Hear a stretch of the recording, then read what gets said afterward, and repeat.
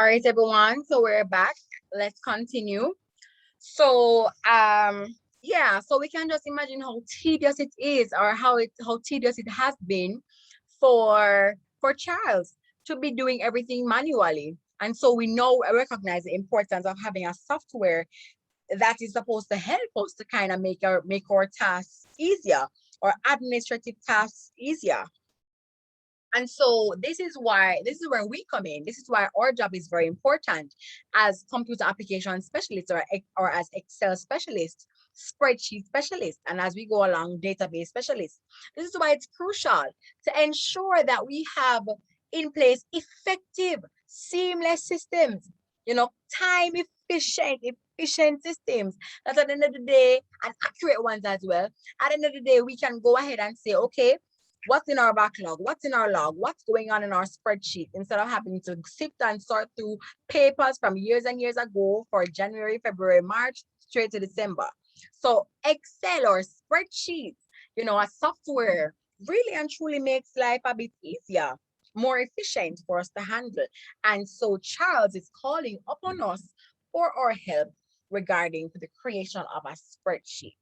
So let's go ahead now into the design and implementation specifications. All right, champion. So it says to evaluate child's information needs you to ask him to discuss the farm's manufacturing and production targets and income and expense items. Charles indicates that Stoddart Farms' main operations involve manufacturing 7-ounce packages of plantain chips. The farm is projected monthly, my apologies. The farm has a projected monthly demand of 219,765 packets of plantain chips. To meet the monthly demand, approximately 95,550 pounds of plantains must be reaped each month.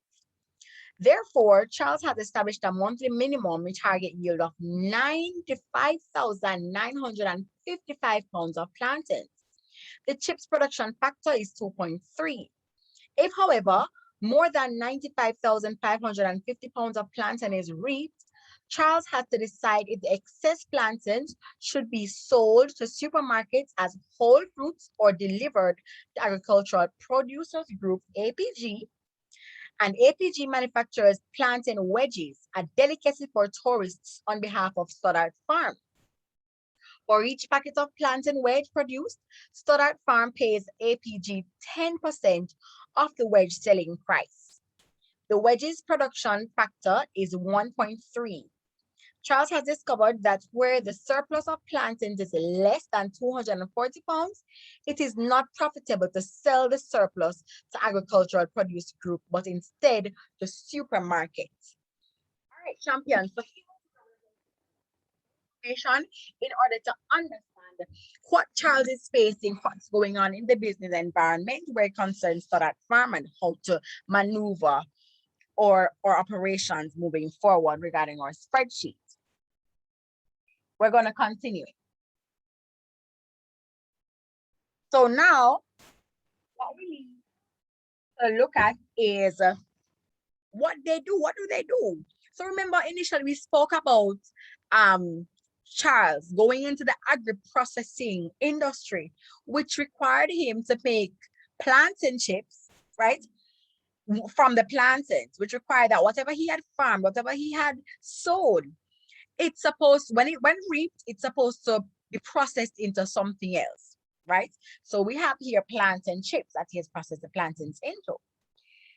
And his business model involves the creation of 7-ounce packets of plantain chips, 7-ounce packets. So when we think of this, we can think of like St. Mary's banana chips. It's true. We think of a little bit of Saldanza, so to speak. And then it says to us, these packets, per month, the projected demand per month is 219,765 packets. So we know that depending on this amount, we can already deduce that Charles is responsible for perhaps supplying most parishes in Jamaica. They're not true. I'm talking about supermarkets, corner stores, down a Miss Jane's shop, Miss Terry's shop, all about true. And so you know, hence the massive number of 219,765. Continuing, to meet this demand, approximately 95,550 pounds of plantains must be reaped each month. So remember now, the plantains are what are manufactured into the plantain chips. With that being said, how many plantains do we need in order to supply the market with these 219,765 plantain chips? Therefore, we're going to need 95,550 approximately. That's a minimum, though, he said, of this amount of pounds of plantains. We continue the production factor. The chips production factor is 2.3. All right, so then it says to us that if we have some amount of, if we have extra, right? If we have surplus, excess plantains. So therefore, if we know that we're aiming for the 95,550, it therefore says to us that if in a case where Charles goes ahead and reaps for the production of these 219,765, if he reaps, let's say 97,000, for example, we now know that if he had reaped 97,000, that's an excess, not true, that's a surplus of the 95,000 odd, right? It says to us that whenever he has excess or whenever he has surplus, he does two things with them. One, he goes ahead and he sells them to the supermarket as whole plantains, whole fruits, as a whole plantain. The bunchar with one finger and he sells it to them. And he also goes into the tourism sector and sells them the plantains. So they convert the plantains that he sells them to wedges, right? He converts those to, they which is in the tourism, converts those to wedges. So what happens therefore is that because what you know, and me I sell you this in a basket and my plant, me can make your wedges, we need a percentage out of that, right? So whatever APG, the tourism sector decide to sell their wedges for, they have to give 10% of that selling price that they determine back to Charles, because Charles was the one who gave them, supplied them with the plantains. So it's a whole forward and backward linkage, cool? So now we have that the wedges production factor is 1.3. It also says to us, if it's a case where the number of plantains or the surplus of plantains is less than 240 pounds, it is not profitable to sell the surplus to the agriculture producers group, but instead to just the supermarkets. Meaning that if we have instead, look over in B, right here where I am. So we know that our monthly amount, let me just put that right here. So our monthly reap, it's not typing, my apologies. Okay, good. Our monthly reap, we know that our monthly reap is supposed to be 95,550, right? Because we know that is supposed to be our monthly reap, and then now here would be our surplus. I just want to do it spaced enough for you guys to understand. That's our surplus right here, and our surplus might be 97,000, right? We now know, our actual reap is 97,000. We now know, guys, that what's happening here is that our actual outweighs our monthly projected, or monthly expected, so to speak. Therefore, surplus is going to be, right? Surplus, remember that surplus, this is where the common knowledge comes in, right? Not depending on, everything Excel, but really seeing how we can sift and sort out what we already know. So because we know that surplus is an excess and deficit is a less, not true, we're dealing with surplus, therefore it's an excess, definitely, because we have actually reached 97,000. However, we really and truly needed 95,500. What that says to us is that we have to go ahead now and say 97,000 minus 95550, which is going to now give us 1,450. As we can see here, this 1,450, it exceeds the 240 threshold. So this here is our threshold. Our threshold is our determinant of whether or not we're going to sell it to APG or just the supermarket only, right? So here we go, 240 pounds. We're just fleshing through, okay, guys? So because that is our threshold, this is our surplus. It therefore means that our surplus outweighs our threshold. Therefore, we have enough, right, to give to both supermarkets. So then let me put sell to here. We have enough to share between our supermarket and our APG friends. Not true. So we have enough to sell to both. Okay. So because this outweighs our 240, we have enough to sell to both of them. If, however, it says, if, however, our threshold or surplus is a deficit, or not even only a deficit, but only if our surplus does not reach this 240, we only have to sell to the supermarket. Let me show you what I mean. So here we're going to name it C surplus. C surp. Let me do it again. Let me go like this, guys. Let me go here and show you. So here we're going C surplus. We're going monthly over here as well. Monthly again. Just for you to understand, have a visual representation of what's going on. And here we have actual again. Okay, and then we have C surplus there. So what's happening to us, or what's happening now, is that still it remains at the 95550. And also this now we could say, all right, what would give us the less than a 240 now? Let me do some basic math now and see how we can search it out. So we would have to go ahead and say, give me a second, guys. Let me just search it out for you. But I know you understand the concept. I know that you're winners. You understand what's going on. So you know exactly what to do, what not to do, and stuff like that. So this would have to be, for example, 95, 200. 95, 200.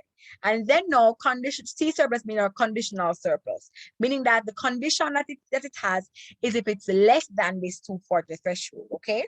So when we go ahead and say equal now, this 95, 200, what do I want to say? Do I want to say that? What do I want to say? What do I want to say?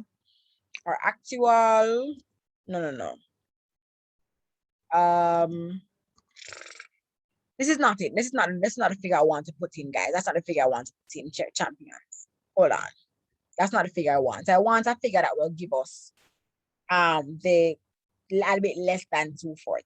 So hold on. So I would have to give it a bit more then. I would definitely have to give it a bit more. So it would have to be something like, let me tell you the figure. So you see, guys, it's all about using up here our knowledge bank thus far based on what we have in our knowledge bank. Cool. So it would be something like 94, 95, 400. Let me see something, 95, 400. So 95, 600. All right, guys. So you guys have this man. You have this man. You have it, man. I want to ask you, man. Sure. Y'all more than happy, right? So let me say, for example, 95. All right, 95, 800. Or let me try 96. Let's try 96 right now to try to find a surplus that is going, just for this is just for explanation's sake, guys. We'll go ahead and say that minus this, which is going to give us 450. It still outweighs the 240. So this is a little bit too much. So let's try to bring it down a notch to say, let's say 95, 800, 250 still. So we need to bring it down a little bit more. Let me try this one here. Okay, guys, perfect. So 95, 700. 95, 700. So with 95, 700 now, give me a second, guys.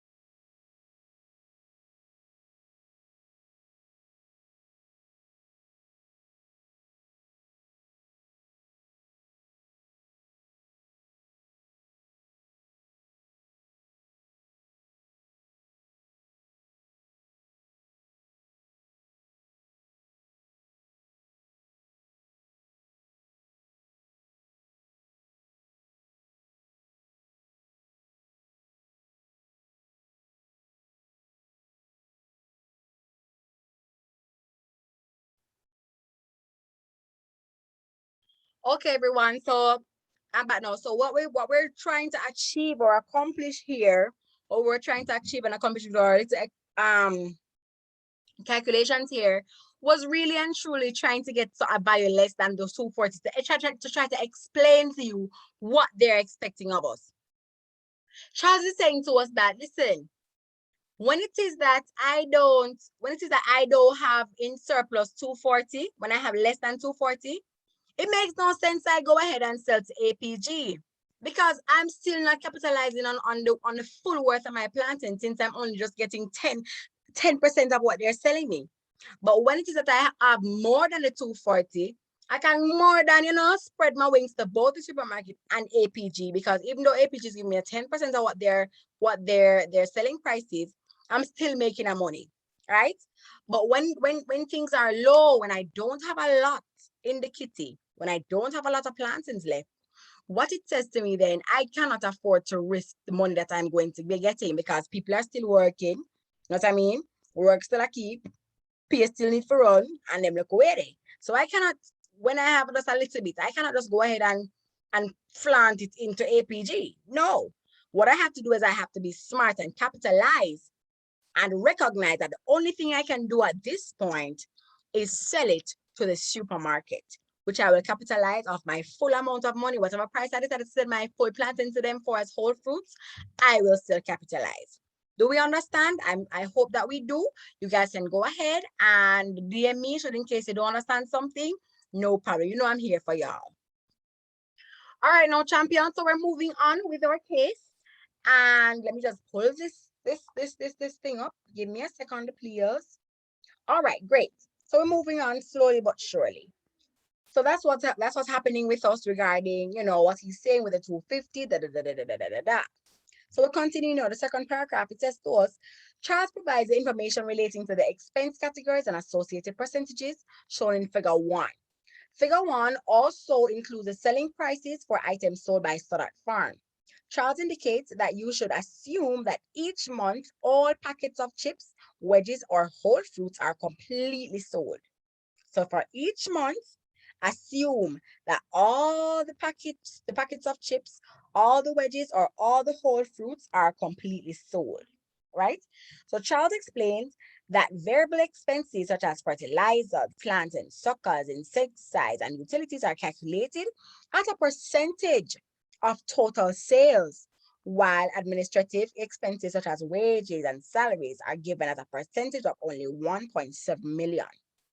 That's important to bear in mind, okay? So if I were you, I would just go ahead at my book or my notebook or another page on the screen and just type in those very important points. So continuing, Charles will also provide samples of what he wants the farm production and cash flow reports to look like.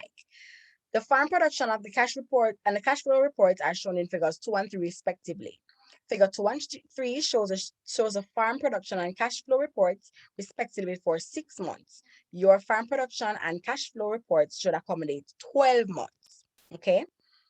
And it says to us, as you study the farm production report, you ask Charles to explain how to determine the number of packets of plantain chips produced. As you study the farm production, this is this one right here. Let me see something. Oh Lord. So I'm going to, okay, we'll empty it out as we go along. So it says to us, as you study the farm production report, you ask Charles to explain how to determine the number of packets of plantain chips produced, the surplus amount, the amount of wedges made, and the amount of fruits to sell. You also ask Charles to indicate what he wants displayed in the wedges or whole fruits row. Except for the wedges or whole fruits values, Charles indicates that formulas are required to compute the remaining values. So for figure 4 provides formulas for computing the number of packets of plantain chips produced, surplus amount of wedges manufactured, and the amount of whole fruits to sell. So if we look carefully at figure 1, we view figure 2, we're also viewing figure 3 in your books, and we're moving forward, right? So we're on page 10 now, page 10, and it says, as you design the farm production report, you realize that you need to refer to chips production factor, the wedges production factor, and the monthly target yield. So as you design the farm production report, you need that you need to reference all of these things. Very important. Chip production factor, wedges production factor, and monthly target planting yields.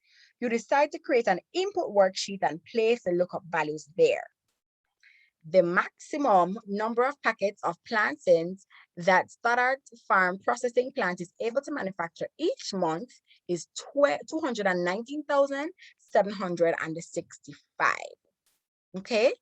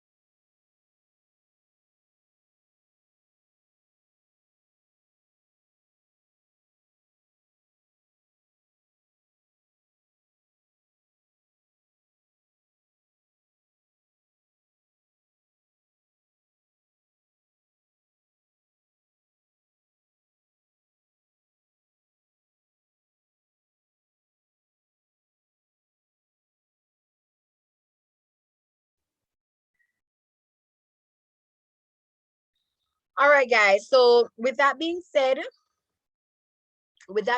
now we're going to continue. Okay. So we're continuing to, so that's what he said. It says the maximum here, the maximum number of packets of plantain that Stoddart Farm processing plant is able to manufacture each month is 219,765. So Charles asks us to consider this when designing the formula for the number of 7-ounce packets row. He asked us to consider this. So he said that the maximum number of packets of plantain, that's what he's asking us to consider. So we have to bear in mind now that the most packets we can do per month is 219,765, which is right here. That's what we can do for the most. All right. Let me just clear this off because we already established what's going on here. So should, in case you need to stop, pause, go back, come forward, please feel free to do that. Okay. So now what we're going to do, we're going to continue. Charles asked us to consider this when we're designing the packet, the formula for the 7-ounce packet roll, no problem. You decided to use an if statement to determine whether the actual planting yield is greater than the monthly target planting yield. So you decided to use an if statement to determine whether or not the actual planting yield is greater than the monthly target planting yield. All right, no problem, guys. That's fine. Give me a second again. Braden and Biggs. Braden, come push up my door. Biggs, I hope you're still in class. Braden, push my door up because you are so loud. I'm hearing you in this recording right here. And I'm sure that whenever I'm recording, you're supposed to be silent. Is that so? Thanks. I do understand, but you guys are so loud, though. Thank you.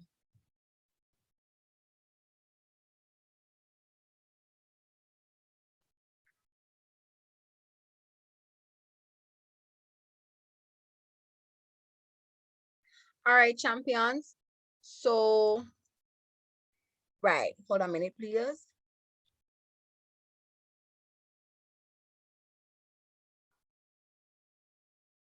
My apologies about that, guys. My apologies about that a while ago.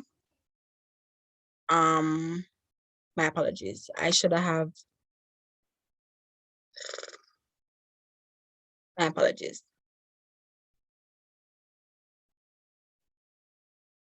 Hold on.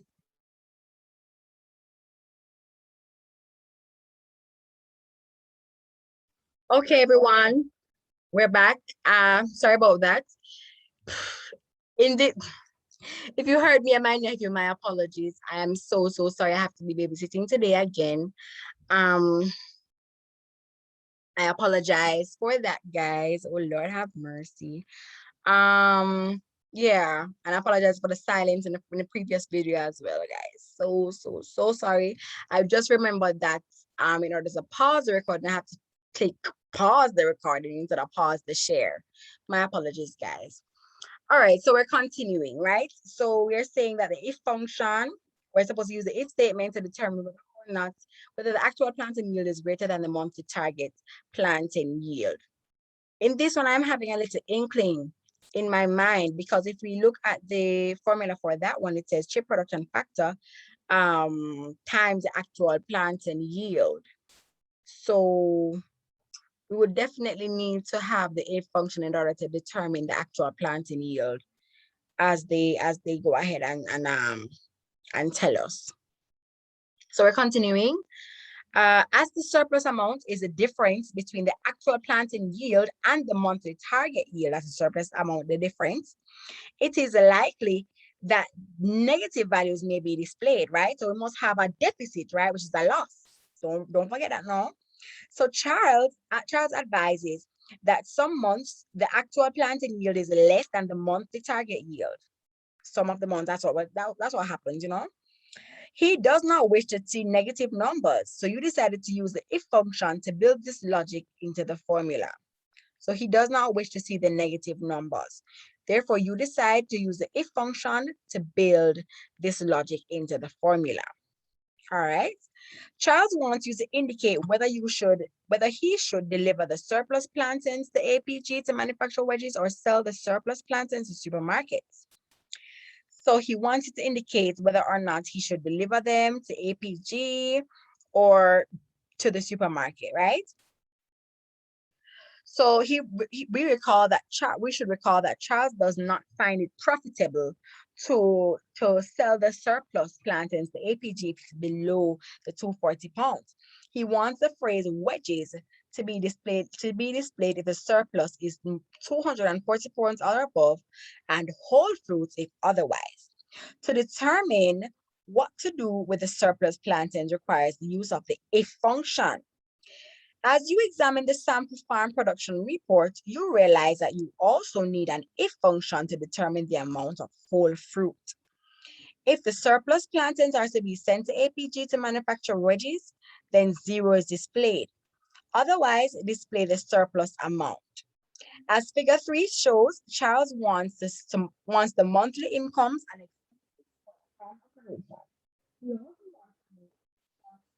income, total expenses, monthly cash flow, and overall cash flow. The monthly cash flow is the difference between the monthly income and the monthly expense. And the overall cash flow is the summation of the monthly cash flow up to and including the current month. All right, guys.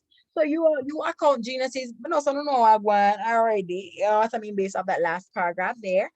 Also, we have to pay keen attention to what he requires, because it seems that this Charles is a little bit of a picky CEO here that does not want to see the negative figures. So we have to configure these or formulas for it to reflect all positive figures. He would like us to indicate to him if whether or not our surplus is below or above 240, we should indicate what to do, whether to sell it to the supermarkets or to APG or to both. Also, he wants us to go ahead and configure the surplus formula for it to display whether or not, you know, whole fruits or wedges are going to be needed. Also, he would like us to go ahead and configure our formula so that we display 0 if it is the surplus, if it is that they are greater than the surplus, and then otherwise we should display the surplus amount. So we have quite a bit to do, quite a bit to delve into as we go along with exploring Stoddart Farms. Okay, so we'll just for this video, I'll go ahead and just start the requirements and just start inputs. So in your worksheet, sheet 1 is supposed to have this information on it. What I want for everyone to do is to just rename sheet 1 input, or you could create a new sheet and then copy sheet 1 onto that new sheet and then name that input. Secondly, very crucial to note is that we need to name all of this, because what will happen if we don't name it from here, we're going to go ahead into the other worksheets and have to come back here to reference it. We don't want that. That's too much work for us. So we need to be practical and efficient when using this software. So here, this is how we rename our stuff. So here, just click on it, right click like so. Let's go down to define the name. And then we have here processing underscore plan underscore capacity underscore da, da, da, da, da. For a shorter name, some of us we could leave it as this. However, for a shorter name, we could just go ahead and have plans capacity, so to speak, right? So with me, I'm just gonna put plans capacity here and hit OK. When I do that, hold on. Sorry, it says that we're supposed to have underscores, the naming convention, plans underscore capacity. Okay. And when I do that, if we recognize in the name box here, we have it in the name box. So that's what happens here. As opposed to go ahead, select, and then go there. Just go ahead and right click. Here we go, right click, define name. And then we can leave it as that. Total underscore wages underscore salary. We can leave it as that. Okay. And as we go along, we'll see it come up. We can leave it as what it is. Okay. So we have 7 ounce. Okay. Let me see. It's probably going to return an error. There's an error now. That is sound of the error. Let me go back. So I'm just going to go ahead and put packets of chips, right? Packets underscore chips. And then hit OK. There it is up there. It has a 7 ounce still. This one has wedges. See? So remember now, right click. Define name on the bottom. Wedges. Here we go, wedges. And see, name already exists, no problem. So you see, guys, go ahead and do your stuff. See, remember, right click. The name is supposed to be predefined in the name box already in when it is that you right click. Let me show you. The name is supposed to already be predefined up here with its underscores. Go ahead and leave it as is. And then hit OK, okay? And then that's how you name your stuff going down. Key to note, additionally, you need to put on additional information like the chip factor, wedge factor, monthly target yield. Here, let me just put in what you call it here. As you go along, guys, you'll know how to customize what you need to customize. I'm putting on a row here. And then here, I'm going to just put principal here. Or loan amount, rather. Loan amount. And then I'm going to just put 10. Right here, I'm going to put my loan amount, which stands at $10 million.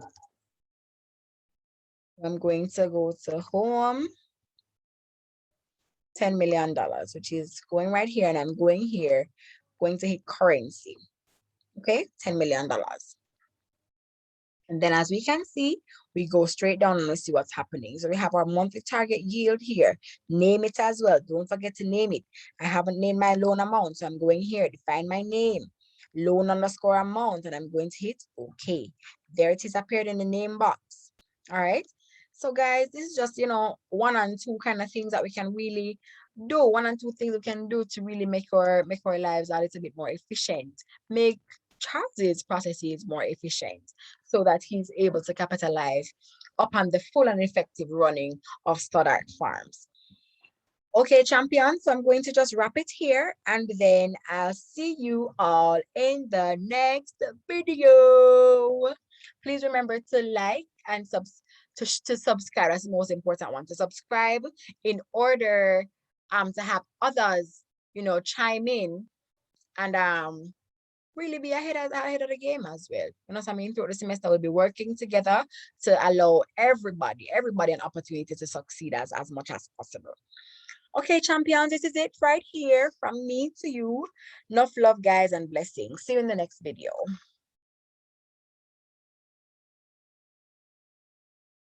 gonna stop the share. Then I'm gonna